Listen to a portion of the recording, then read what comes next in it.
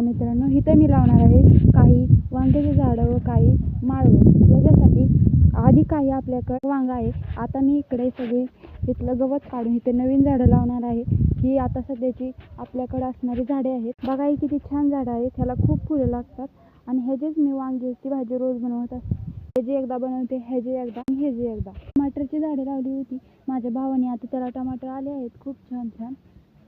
आता इथे पपई आली आहे. पपईपाशी 2 कारल्याची झाडे आहेत. इथे एक कारल्याचं झाड आहे व इथे एक कारल्याचं. तिकडे मी इथं आता भाजीपाला लावणार आहे. एवढ्यात इकडे मी खुरपून सगळं गवत काढणार आहे आणि इथं झाडं लावणार आहे. कारण मला व्हिडिओ बनवण्यासाठी खूप साऱ्या भाज्या लागतात. झाड आहे ही आम्ही काही वर्षापूर्वी लावलं होतं. त्याला इतके पेरू येतात की संपत आहे. बघा छोटंसं झाड आहे पण खूप पेरू आहेत ह्याला. इथेही पेरू बघा, इथं पण आहेत. इथे सीताफळाचं झाड आहे. तिथं कोंबड्यांचं खाली घर आहे. इकडं आमचे सगळे गुरं आहेत. खाली शेवग्याचं झाड, आंबा आणि रामफळ आणि पपई आणि कापसाचं झाड ही आहे. ही बघा, हे आंब्याचं झाड आहे. ह्याच्यापाशी एक शेवग्याचं झाड आहे.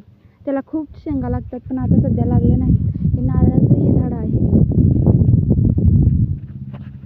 ही पहा आळूची झाडेही आहेत.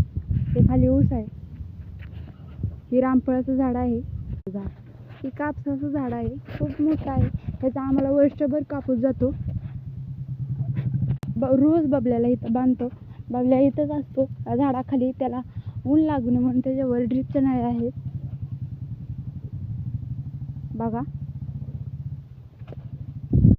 हा हरण्या, ही मकुली आहे. तिकडे लाडू आहे पांढरा. ही राधा आहे. राधा बघा कशी ओ देते ती. माराय पण येड्याने करते. ही जाणी, ही फुली. कोंबडा आहे पण पांढरा आहे. त्यासोबत काळी तांबडी कोंबडी आहे. ते थोडीशी आळूची झाडं लावली आहेत. खूप छान आली आहे ती आता सध्या. आणि हे सीताफळाचं झाड आहे. त्याला चिटकून इकडे लिंबुणीचंही झाड आहे. झाडं जिकडे तिकडे होती तशीच इथे पण असणार आहे. तिथेही मी लावणार आहे सगळी झाडं. मी तुम्हाला दुसऱ्या ब्लॉगमध्ये सांगते.